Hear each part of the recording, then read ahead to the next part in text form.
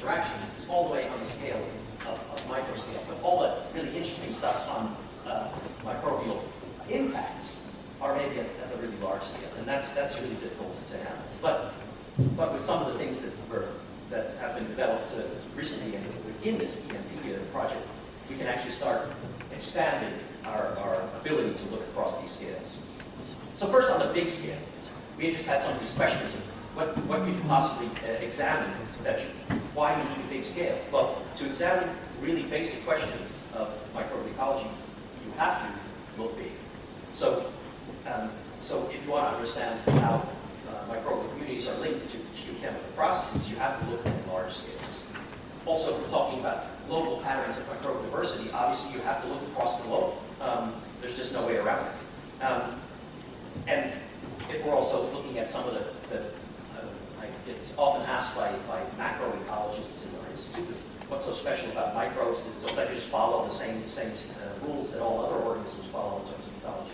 But actually, there are a lot of things you can do with microbial organisms you just can't do with macroorganisms. This idea of, do you actually have unlimited dispersal and just huge population sizes? So you can start to ponder whether actually are we just accumulating microbial diversity because it's nearly impossible for microbial species to go extinct, whereas you, of course, are going to continue to generate them. We can't really answer that question yet because we can't go back far enough in time and figure out if we're still accumulating species. This year, by the way, we'll need 64 net species to get to the 10. If we estimate that there's 10 billion microbial species and we calculate back to the original bacteria, well, it wasn't bacteria, but archaea or whatever it was that started, then we would have to have 64 net new species this year to be pretty much on par for the accumulation piece. But these are just issues that you can't deal with. Yeah, it's not so bad. But I would guess maybe you have 1,000 new ones, and you might have 936 dying out. This is possible, but it's very reasonable. You just have a lot of time.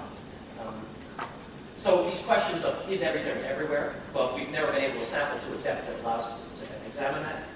Does microbial diversity actually fluctuate in time? So just, are we accumulating it? Or, with the last glacial maximum, did we have a crash of microbial diversity as well? These are, are humans destroying microbial diversity? We don't know. We know that, of course, that there's, that mammalian diversity is declining, that plant diversity is declining due to human influence, but we have no idea whether microbial diversity is declining. And of course, with the slide I showed a few slides ago, if that's our reservoir for all these things that we need to be, that all the technologies that are of the future, then we might be destroying all that genetic potential that we could possibly use. Nobody knows. And of course, the key to this is also the ability to now use high throughput methods. And actually, I also put on this also using, say, ancient DNA approaches as well. And I think this is really an interesting issue as well, because we're talking about is there fluctuation of microbial diversity in time. Obviously, you can take a time series across seasons, across years, but I would say that you might also want to take them through tens of thousands of years. And actually, we have a study now where we're looking at different permafrost cores at different times, with exactly that question of, for instance, looking at the last glacial maximum, where you have a huge decline, for instance, in large mammal diversity and also plant diversity. Do you actually see that this is coupled with microbial processes? Well, we're trying to ask these types of questions, and they can now actually be done. And one of the things I would say is that we shouldn't ignore these types of aspects in an EMP type of proposal, because we have the ability to not only look in modern time, but also look back in time, in short and large scales. So that's really big, but we also have to look really small, and I would, of course, argue yes. So if you're looking at just a drawing of a root in a soil, and of course they've got the mycorrhizal fungi attached to them, and then we've got bacteria in soil. And there's huge numbers of bacteria in soil, like 10 to the 9, 10 to the 10 kilogram soil, but actually only about 1% of the surface area is covered. So most of it's empty, at least devoid of bacterial cells. But you have, so they're clumps. You have different places where you have different organisms. So, I would argue that you really do have to look really small, because if you're interested in, what these organisms are doing, then it doesn't make sense to sequence these together with those over there, and then try and figure out what they're doing, because they're not interacting at this scale. And of course, they all have their sort of zone of influence and their zone of perception, and clearly at this scale, some of these organisms are not. So what do we typically do when we examine such a study? Oh, thank you. Perfect, thank you. We should have found this 20 minutes ago. What we end up typically doing is we just throw it into a blender and then try and figure it out later. I call this the sledge-o-matic approach to microbial ecology. There's a comedian in the U.S. called Gallagher, and he has a skit where he has a big stone attached to a stick and tries to sell this by an infomercial, and he calls it the sledge-o-matic. And it can do lots of things. He says it slices and dices, it does even other things.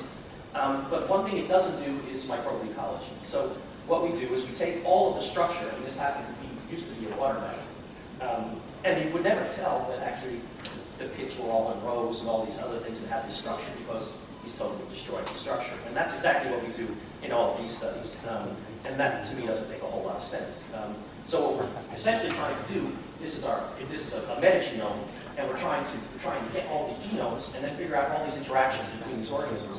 But of course, we have them separated. We only have the genomes, perhaps, if we have, in an ideal study, and then we try and figure these all out. But of course, if some of these weren't interacting in the first place, we're going to be thrown off track. As well, it's also the case that we probably don't have all the pieces. So now trying to get this all together is a total mess. So maybe we have to start thinking about these microbial islands. I think this has to do with a lot of the maintenance of diversity as well. That you can, of course, maintain a lot more diversity on separated islands as you can to a homogeneous mixture. But that's more of the theoretical side of things. But obviously, if we're interested in knowing how these organisms interact with these organisms, we don't want to be mixing these. And obviously, there's this idea of having islands and looking at specific islands, and the ecology of each one was used by a guy a couple of years ago. And we've actually found that this was a really good mechanism for maintaining diversity, and probably, I think, is holding at this scale for microbes as well. So when we're looking at soil, for instance, we don't want to destroy this block. We want to replace this block of soil and look at all the different interactions at different size scales. And that's actually some of the research that we're really trying to target. As also, we were just talking about is having really a detailed analysis of the environment itself. Of course, if you want to understand how organisms interact with their environment, you have to understand the environment. Also, sometimes at that scale, that's important. We've looked at using metatranscriptomic approaches as well to really zoom in on activities as well, and then trying to do sort of a 3D mapping of microbial populations in situ. And I can give maybe just a couple insights into the way we do that, and very, very first preliminary things. Just my only data slide the entire day.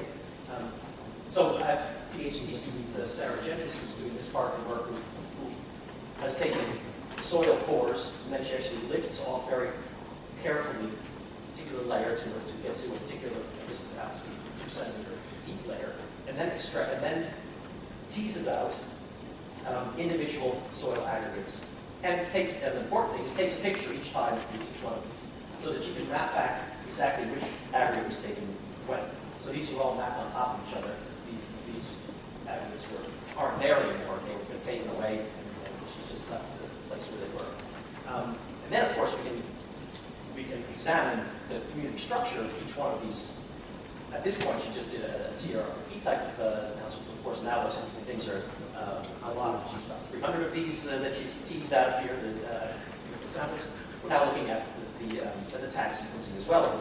But just from the TRP type of data, you can then, so this is just a coordinate analysis of the TRP patterns. And what you see is that there's variation, actually quite a lot of variation from piece to piece, from aggregate to aggregate. And actually, if we take just a gram of this soil and examine it in the same way, it gives us a profile. If we examine another gram half a meter away, it looks essentially the same.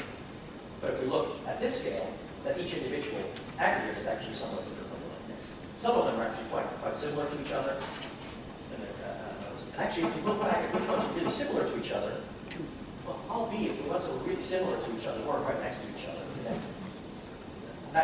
So now we're really sequencing that, and ideally you would also get the metagenome level this level as well. Then we can really understand, hey, these are interacting with each other, these are interacting with each other, and then we can really understand the core metabolism of these particular structures. So just to end with maybe some thoughts as it moves forward and moving forward rapidly as we go.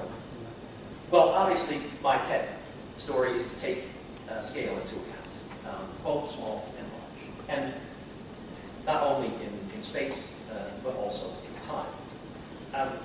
I think it's key, and we also have this mentioned earlier as well, that the importance of metadata, but also the importance of experiments. So where we really get the most punch out of sequence data is where we really have a good target scientific question as well. And of course, there's lots and lots of studies where this is really, the study of the Nevada hot springs. There's lots of great scientific questions that are driving that study, and that's what we want to. When we get to this comparative genomics and metagenomics, that's where you have the power. And of course, just doing a random sampling will be really informative. But of course, if we target also looking at places where you have enhanced information, that's going to give us much more value. Also, the idea of, I think, really also look at samples in time, not only, as I said, okay, maybe through geological time, but also in time series in terms of seasons or years or so. Because again, it's a comparative metagenomics kind of data that gives us most information. Looking at a particular snapshot could be an anomaly, but looking at patterns in time gives us more information. And I think also we talked about different types of methods. We also, I think, the proteomics as well, but also looking at not only DNA, but looking at RNA, proteins, metabolites. These things are also, of course, going to add tremendous value. Another point is to really, I think, the one thing that's really exciting about the EMP is that it engages the broad scientific public. What's really, I think, important here is not only with the gathering of the data and so forth. I think you already saw this from like Great Ocean Survey type of data, that not every lab can do all that stuff, but every lab could be interested in a particular facet.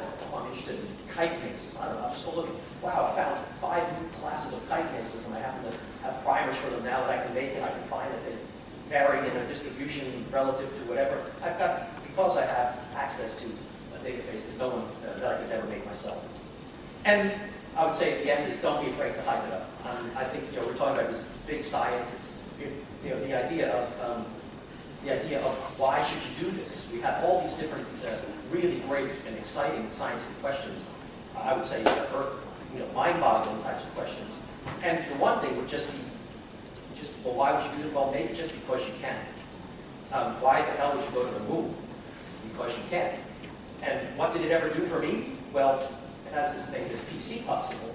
I don't think we ever did anything on the moon, but a lot of other things came from it. And it could be the same thing with a lot of other technologies. Because you can, and because it's really cool. And that you shouldn't be afraid to hype it up, because that's where the money comes from. And the scientific and popular and public excitement.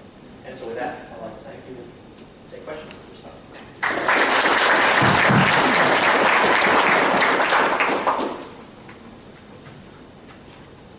Yeah. George, you're trying to look at interactions between the microbial population associated with different sections within a soil brand, or soil microgram. What's the role that water would play in moving through that matrix and in actually allowing those communities to communicate chemically? There's two different issues there. There's two different issues. One is, I guess, asks the question of, okay, if it rains, then of course the water's going to move through and then disturb all these communities, so that they'll be so you won't have this very coherent 3D structure. Actually, most organisms stay put pretty well where they are in the soil. So that, but the other is the connectivity between different soil particles, and of course, all microbes are aquatic organisms, so they have to be, at least all bacteria, they are aquatic organisms. Fungi can do things without rigid air gaps. But what you end up finding in and actually we have microcosm experiments that address this very much, that as you increase the conductivity, you actually increase the interactions between different soil particles. And so, for instance, if you just do a simple experiment, competitive exclusion, or something like this, that you can see that if you increase the